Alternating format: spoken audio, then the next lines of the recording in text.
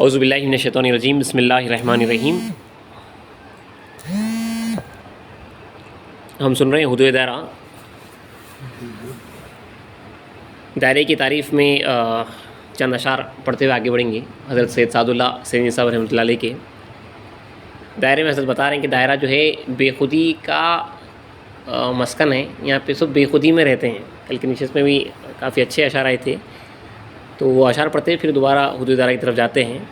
حضرت کہہ رہے ہیں کہ دائرے میں تیرا مٹ جاتا ہے نام، دائرے میں تیرا بن جاتا ہے کام، تمہارا میں پن نام مٹ جاتا ہے۔ دائرے میں یار کا دیدار ہے، سر بسر دلدار کا دیدار ہے۔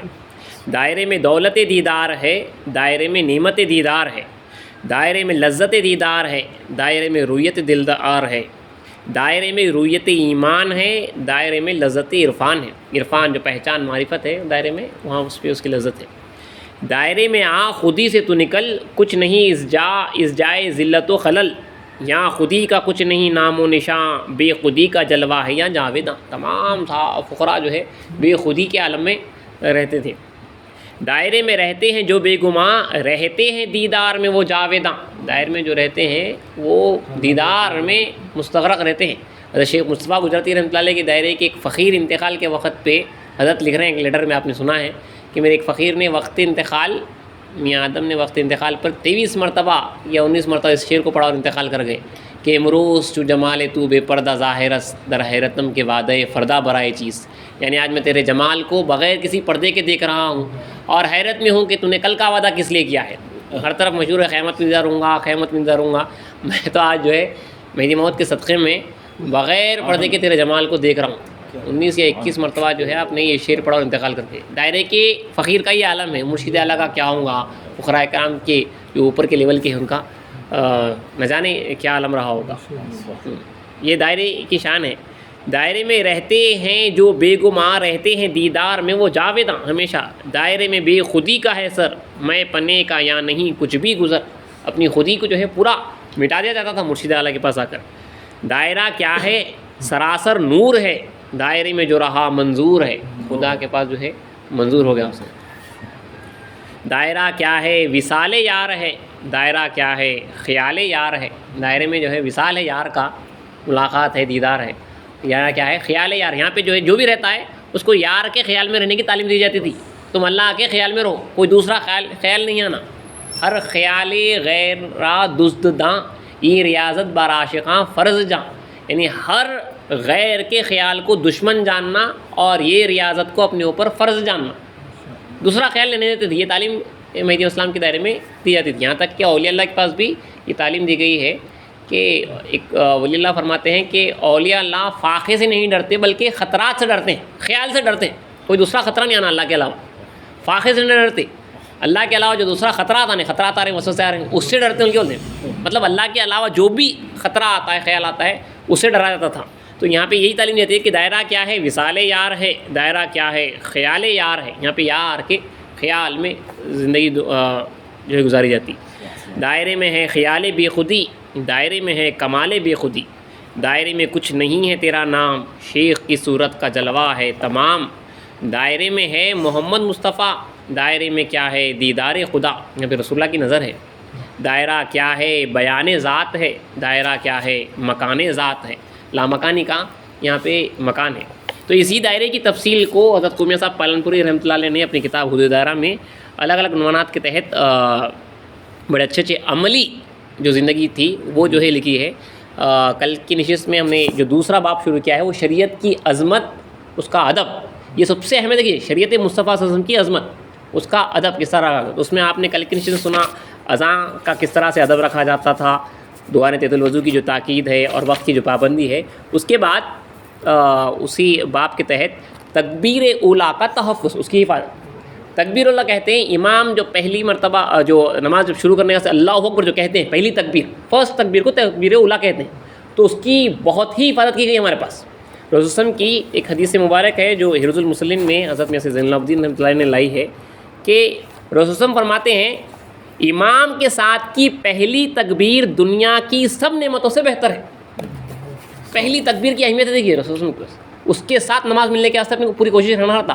امام کے رسول وسلم فرما رہے ہیں امام کے ساتھ کی پہلی تکبیر دنیا کی سب نعمتوں سے بہتر ہے. تو وہ تکبیر اولیٰ کی جو حفاظت ہوتی تھی تو اس تحت لکھا ہے کہ ایک روز بندگی میاں سید محمود خاتم المرشد رضی اللہ تعالیٰ عنہ زمانے طفولیت میں یعنی بچپنے میں فجر کی سنت پڑھ رہے تھے کہ تکبیر ہو گئی, سنت پڑھ. آپ کے سرپرست بندگی ملک الہادات خلیفہ گروہ رضی اللہ عنہ نے ہاتھ چھڑا کر فرمایا کہ تکبیر ہو جانے کے بعد کوئی نماز نہیں پڑھ سکتی, تکبیر اولیٰ میں شریک ہو جاؤ. تو ہمارے پاس سنت وغیرہ کچھ نہیں پڑھ سکتے اگر تکبیر اولیٰ ہو گئی تو. یہ دیکھا جاتا ہے, اس میں آگے حضرت خود لکھ رہے ہیں, اب وہ سنیں گے بھی کہ ادھر فرض ہوتے رہتی, ادھر آئے جلدی آ کے جو ہے نماز میں جلدی سنت یا تحیۃ الوضو جو پڑھنا ہے پڑھ لیتے, اس کے جو ہے پھر جا کے جوائن کر لیتے ہیں. تکبیر اولیٰ فرض نماز ہے. اب اس کے علاوہ جو آپ نماز پڑھ رہے ہیں وہ سنت ہے, تحیۃ الوضو ہے, جو بھی ہے تو وہ سنت ہے. فرض کا قول آنے کے بعد کوئی دوسری نمازیں نہیں پڑھ سکتے آپ. فرض نہیں, وہ دوسروں کے پاس تھا, وہ باہر والوں کے پاس تھا, وہ اپنے پاس عمل اختیار کیا گیا, وہ عمل اپنے پاس اختیار کیا گیا. دیکھیے یہ چراغ, وہی روایت میں آپ کو جب سے دیکھ رہا تھا کہ چراغ دین نبوی میں ثانی مہدی رضی اللہ عنہ کی ایک روایت لائی گئی ہے, انصاف نامے کے حوالے سے لکھ رہے ہیں حضرت کہ میاں ابو محمد مہاجر رضی اللہ تعالیٰ عنہ فجر کی نماز کے لیے آئے اور تکبیر ہونے کے بعد سنت انہوں نے ادا کی, پھر بعد میں فرض میں شامل ہو گئے.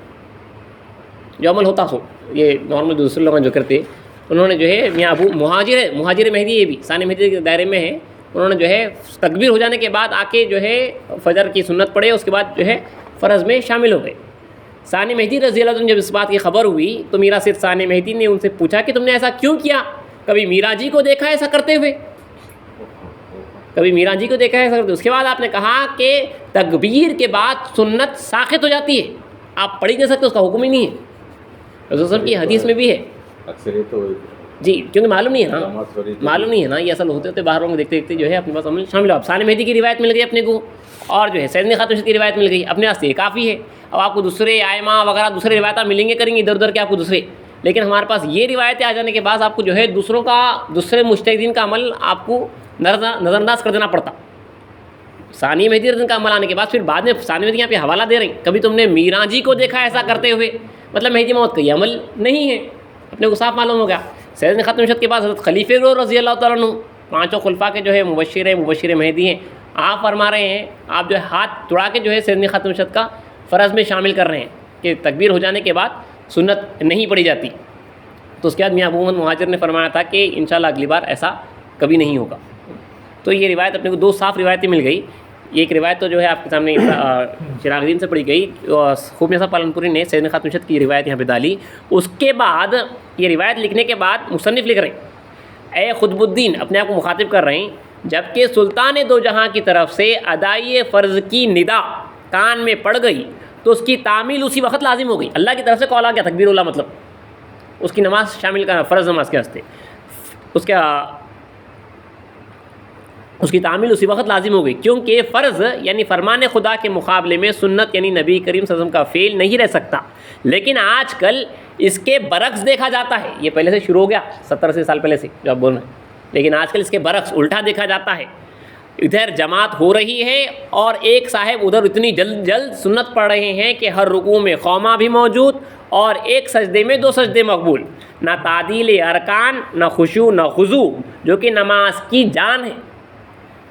نماز کی جان رسول فرماتے ہیں لا صلاۃ الا بحضور القلب, نہیں ہے نماز بغیر دل کے حاضر ہونے کے. اب جلدی پڑھنے میں کہاں دل حاضر رہتا, خشوع خضوع کہاں رہتا, جس کی نسبت سید اسلام فرماتے ہیں کہ حق را برخود مطلع بینید, یعنی خدا کو اپنے اوپر حاضر اور ناظر جانو. تو کسی بھی امر کی کوئی پرواہ نہ کر کے 1 ہی منٹ میں نماز ختم کر دی. حضرت لکھ رہے ہیں اتنا تیزی سے نماز ختم کر دی, اور اس پر ترا یہ کہ اپنے ذام میں سمجھتے ہیں کہ میری سنت بحسن طریق ادا ہو گئی. حیف ہے ایسی نماز پر اور افسوس ایسے پڑھنے والے پر. اور حضرت دیکھیے مصنف یہ لکھ رہے ہیں کہ ایسی سنت پہ آپ جو ایسا تیزی سے جو پڑھ رہے ہیں, نہ آپ کو تعدیل ارکان برابر ارکان ادا ہو رہی اور نہ خشوع اور خضوع کے ساتھ نماز ادا ہو رہی, ایسی نماز کے اوپر حیف ہے اور اس کے اوپر جو ہے افسوس ہے ایسے پڑھنے والے کے اوپر. تو تکبیر اولیٰ کی حفاظت دیکھیے, رسول وسلم کی حدیث بھی آپ کے سامنے پڑھی گئی اور ثانی مہدی کا عمل مل گیا اور سیدنا خاتم مرشد کا آپ کے پاس جو ہے عمل ملا ہے, حضرت خلیفہ گروہ کا فرمان. اس کے بعد تکبیر اولیٰ کی حفاظت کے بعد دوسرا عنوان ہے جماعت میں داخل ہونے کے لیے دوڑنا پڑا. انہوں نے یہ ٹائٹل ڈالا ہے کہ ایک روز سیدنا مہدی علیہ السلام نماز پڑھ رہے تھے, کہ ایک بھائی دوڑ کر آیا اور نماز میں شریک ہو گیا. نماز سے فارغ ہونے کے بعد آپ نے اس فقیر کو دھمکایا کہ آہستہ کیوں نہ آئے. آہستہ آنے سے بھائیوں کو تشویش نہیں ہوتی, نماز میں توجہ اللہ نہ ہٹ جانے کا اس قدر اہتمام کیا جاتا. مطلب آپ کی توجہ ہٹ جاتی, کوئی بھاگتے ہوئے آیا تو ایک دم آپ کو ڈسٹرب ہوتا. دیکھیے کیسا بھی آپ کو ڈسٹرب ہوتا ہے. اسلام جب فرما رہے ہیں کہ ڈسٹرب ہوتے ہیں تو ایسا بھاگتے ہوئے آنے سے, تو یہ ہمارے پاس رسول وسلم کے پاس بھی احادیث میں آپ کو ملے گا کہ نماز کے واسطے آپ کو آنا ہے, لیکن اگر آپ کو جب تکبیر کی آواز آ گئی تو آپ کو آہستہ سے آنا ہے اور آہستہ سے نماز میں جوائن ہونا ہے. اکثر دیکھا جاتا ہے کہ جب امام رکوع میں ہوتا ہے تو لوگوں کو معلوم ہے کہ اگر میں رکوع میں جوائن کر لوں گا تو میرے کو رکعت مل جائیں گی, تو انہیں اس کے واسطے ہرس میں بھاگتا ہوا آتا. لیکن اس میں وہ بھاگنے کے چکر میں انہیں رسول وسلم کے اور میں اسلام کے خلاف عمل کر دینا. دیکھیے وہ لیٹ آنا جو ہے, دیکھیے اگر میں لیٹ آنا تو یہ میرا قصور ہے, میرے قصور کی وجہ سے جو ہے آپ جلدی بھی آپ رکعت بھی مل جائے گی, اور جو ہے آپ سمجھ رہے ہیں آپ دوسروں کی نماز میں آپ ڈسٹرب کر رہے ہیں. یہ میں اسلام کے فرمان کے خلاف ہے. میں اسلام نے بلکہ دھمکایا ہے کہ آہستہ کیوں نہ ہے, آہستہ آنے سے بھائیوں کو تشویش نہیں ہوتی, کیونکہ نماز میں آپ کو پورا متوجہ اللہ رہنا رہتا ہے, اللہ تعالیٰ کی توجہ رہنا ہے. غیر خدا کی آواز آپ کو جب دوسری آتی ہے, آوازیں آتی, آپ کو کافی ڈسٹرب کرتی. نماز ہو جاؤ یا ذکر اللہ ہو جاؤ, وہاں پر ذکر اللہ میں بھی اس قدر اہتمام کیا گیا ہے کہ ذاکرین جب ذکر اللہ میں بیٹھتے ہیں تو کوئی آواز دوسرا نہیں کرتا. بندگی میں شاہد دلاور رضی اللہ تعالیٰ عنہ جب جماعت خانے سے جب آپ اپنے حجرے کو جاتے, پخرا گھر میں ذکر میں بیٹھے رہتے, آپ اگر حجرے میں جاتے تو آپ جو ہے نالین اپنے ہاتھ میں اٹھا کے لے جاتے, چپل کی آواز تک نہیں کرتے. امامنا مہدی موعود علیہ السلام باہر نکل کے پرندوں کو اڑاتے تھے, ان کی آوازیں سے جو ہے ذاکرین کو ڈسٹرب نہ ہو. اور خاص طور پہ مبتدی کو تو جو ہے یہ شرط رکھی گئی ہے کہ جو ہے غیر خدا کی آواز نہیں آنا. اس کو کافی ڈسٹرب ہوتا انہیں شروعات میں, انہیں واصل ہو گیا اللہ کی طرف متوجہ ہے تو جو ہے بات اس کی الگ ہے, اس کو کچھ ڈسٹربنس نہیں ہو رہا. لیکن عام طور پہ جو ہے ہمارے کو ڈسٹربنس ہوتا ہے, تو ہمارا کام ہے دیکھیے رسول اللہ اور اسلام کے اس فرمان پہ لحاظ رکھنا کہ دوڑ کے نہیں آنا ہے. رکعت گئی وہ آپ کا قصور ہے, اس کو آپ ایکسیپٹ کرنا, ایڈمٹ کرنا. اور لیکن وہ آپ نماز حاصل کرنے کے چکر میں جو ہے جماعت حاصل کرنے کے چکر میں رسول اللہ اور اسلام کے خلاف عمل ہو جا رہا. ایک عنوان کے تحت بات پڑھ لے کے ختم کرتے ہیں. ایک 2 رکعت کا جانا منافقی کی علامت. جماعت کی نماز میں 1 یا 2 رکعت چلے گئی تو وہ منافقی علامت بتایا گیا. روایت ہے, لکھ رہے ہیں, جن دنوں بندگی میاں شاہ نظام رضی اللہ تعالیٰ کا دائرہ بڑلی میں تھا, ایک روز بندگی میاں خنشیک مہاجر مہدی, یہ بھی مہاجر مہدی ہے, 1-2 رکعت ہو جانے کے بعد نماز میں شریک ہوئے. 2 رکعت ان کے ہوئے, 2 رکعت ان کے مس ہو گئے, نماز میں شریک ہوئے. بندگی میاں شاہ نظام نے فرمایا, میاں خنشیک تم میں منافقی کی صفت نظر آ رہی ہے. حضرت پریشان ہو گئے. میاں خنشیک نے عرض کیا کہ میاں جی آپ ایسا کیوں فرما رہے ہیں؟ فرمایا تمہاری 2 رکعت جماعت سے نہ ہوئی. میاں خنشیک نے معذرت چاہیے اور کہا بندہ کھانے کے لیے بیٹھا تھا, اس لیے تکبیر اولیٰ فوت ہوئی اور 2 رکعت بھی گئی. بندگی میں شاہ نظام نے فرمایا ہمیں حضرت میرا علیہ السلام کی مطابقت کرنی چاہیے, آپ اذان سنتے ہی لقمہ سینک میں رکھ دیتے تھے. نبی اسلام کی اتباع کرنی, تو 1-2 رکعت چلے جانا دیکھیے منافقت کی جو ہے صفت بتائی جا رہی ہے. تو کتنی پاسداری کرنا ہے نماز کے واسطے, بلکہ اس واسطے اذان کے ساتھ اپنے کو جو ہے آ جانا ہے. اذان ہوتی اس واسطے دوسرا کام وغیرہ چھوڑ کے آنا, اذان اس واسطے 15-20 منٹ پہلے دی جاتی ہے تاکہ جو ہے آپ سب کام چھوڑ کے آ جائے, آپ کو تحت الوضو بھی ملے, سنت بھی ملے, تمام کے تمام ملے. 1-2 رکعت چھوٹنے پہ وہاں پہ منافقت کی جو ہے یہ حکم لگایا جا رہا ہے. اگر اللہ کی پناہ مانگنا ہے تو 1-2-3 روایتیں ہوئی انشاءاللہ, پھر اور کل چاہ تو کچھ دوسری روایتیں انشاءاللہ کل پڑھی جائے گی اسی باب کے تحت. یہ تمام شریعت مصطفیٰ صلی اللہ علیہ وسلم کی عظمت اور اس کے ادب پہ چل رہا ہے. جو روایتیں دائرے کے اندر آئی ہے صحابہ تابعین تبع تابعین کے دائرے میں, وہ روایت آپ کے سامنے پیش کی جا رہی ہیں.